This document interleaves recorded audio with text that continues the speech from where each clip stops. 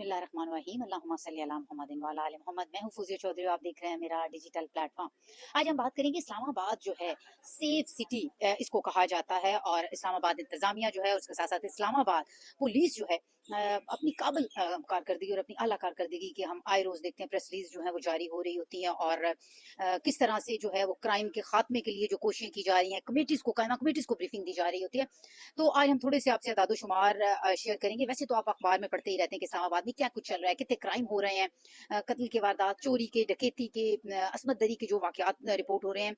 लेकिन एक वाकया जो है हम आपसे आज शेयर करेंगे और थोड़े अदादोशुमार बताएंगे कि गुज़श्ता 180 दिनों में 180 दिनों में इस्लामाबाद में चोरी, डकैती और कत्ल के, अगर हम सारे मजमूई तौर पर ये जो सारे क्राइम जो हैं इनको इकट्ठा करके आपको अदाद-ओ-शुमार बताएं तो 8,587 वाकयात जो हैं वो रिपोर्ट हुए हैं।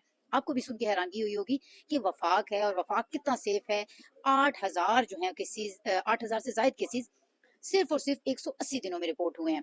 तो एक वाकया हमारे कुलीग के साथ पेश आया है इस्लामाबाद, और हम खुद जो हैं जर्नलिस्ट हैं, आए रोज़ हम वाकयात को रिपोर्ट कर रहे होते हैं।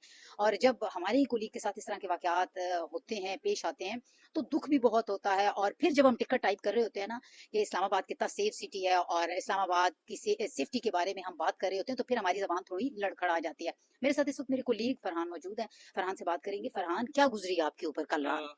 जी देखिए, अगर हम पहले बात करें कि ओवरऑल सेफ सिटी के हवाले से कि इस्लामाबाद एक सेफ सिटी करार दिया जाता है, इसके अक्सर व बेशतर जो दावे हैं वो हमारी वफाकी पुलिस भी करती है, इंटीरियर यूनिवर्सिटी भी करती है, यानी जितने भी अथेंटिक इदारे हैं या हमारे इदारे हैं वो सारे इसकी तारीफ करते हैं। लेकिन एक्चुअली है क्या?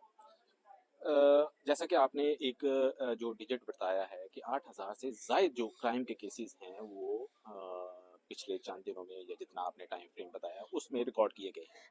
आप रवाना हुए थे और किस जगह पे आपके साथ ये वाकया पेश आया? जी देखिए, मैं उसी इंसिडेंट की तरफ आ रहा हूँ कि मेरे साथ गुज़श्ता शब जो है वो तकरीबन यही कोई 7 साढ़े 7 या 8 बजे का टाइम था जब मैं ऑफ़िस से निकला हूँ। तो एक्सप्रेस वे पे मैं जा रहा था, मेरा घर जो है वो यहाँ से थोड़ा दूर है, बाइक पे मैं जा रहा था, मेरे साथ एक और जर्नलिस्ट जो हैं वो भी थे। उनको मैं रास्ते में ड्रॉप करना होता है, तो वो मैंने जैसे ही मैंने उनको ड्रॉप किया तो एक्सप्रेस वे पे ये होगा मॉन्ट्रियल जो मॉर्की है, ये गुलबर्ग ग्रीन से पहले आती है, वहाँ पे एक वो कच्चा सा रास्ता जाता है, वहाँ पे मैं उनको डेली ड्रॉप करता हूँ। रात भी इसी तरह से हुआ, तकरीबन 8:30 पौने 9 बजे का टाइम होगा, क्योंकि उससे पहले मुझे इतना टाइम इसलिए लग गया कि उससे पहले रूट लगा हुआ था। जैसे रूट ओपन हुआ तो हम वहाँ से आगे चले, तो जैसे वो कच्चे रास्ते पे पहुँचे हैं तो मैंने उसको ड्रॉप किया। कुछ सामान था उनका, वो उतारने में, बाइक से उतारने में उनको थोड़ा सा टाइम लग गया, तो यही 2-3 मिनट। इतने में एक 125 पे मतलब हेल्दी सा वो आदमी था, हेलमेट पहना हुआ था, दाढ़ी भी थी उसकी और वेपन था उसके पास।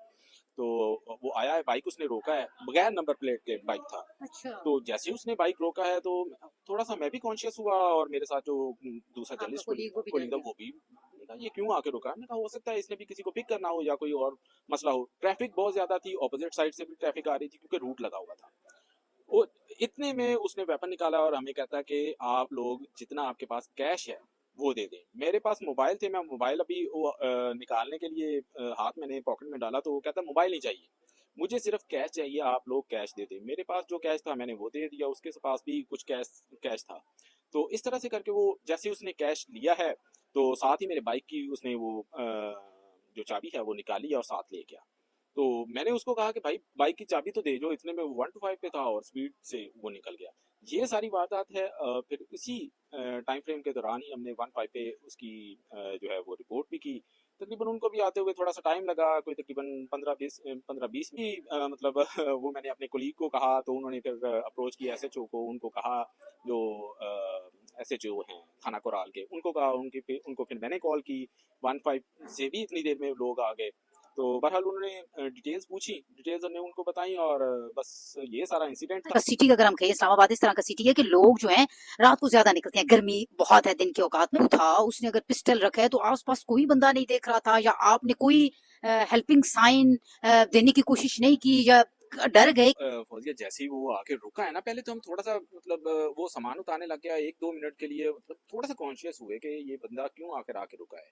तो वो जैसे रुका है उसने कहा जी आप मतलब आप सिर्फ कैश दें हमें, मुझे, और साथ ही उसने पिस्टल निकाल लिया और कहा जी कैश आपके पास जो है वो आप मुझे दे दें, मोबाइल मुझे नहीं चाहिए। वैसे हैरानगी की वैसे बात है। ऑपोजिट साइड से उस वक्त रूट ओपन हुआ था, रश लगा हुआ था लोगों का, क्योंकि ऑपोजिट साइड से भी लोग आ रहे थे और मतलब अपने फ्लो में ट्रैफिक चल रही थी। नहीं आप देख सकते हैं। फेस उसका मैंने देखा, लेकिन हेलमेट पहना हुआ था। हेलमेट कह सकते हैं कि हमने उसे बड़ी तसल्ली तामुल के साथ वो रुका है। आपसे उसने पैसों की डिमांड की है, मोबाइल आपका उसने नहीं मांगा, कहा मोबाइल मुझे नहीं चाहिए, और बाइक की चाबी भी आपसे ले ली। मतलब उसने ये जल्दबाजी में काम नहीं किया, बड़े तसल्ली तामुल से उसने ये वारदात की। अगर हम ये कहें उसको डर नहीं था कि कोई ऊपर से आ जाएगा, या क्या उसका थोड़ा ये भी बताइएगा, उस साइड पे कोई चेक पोस्ट है? देखें, अगर अगर अगर अगर हम मतलब ये टाइम फ्रेम की बात करें या वो इस इंसिडेंट की बात करें, तो बिल्कुल आराम से उसने काम किया अपना।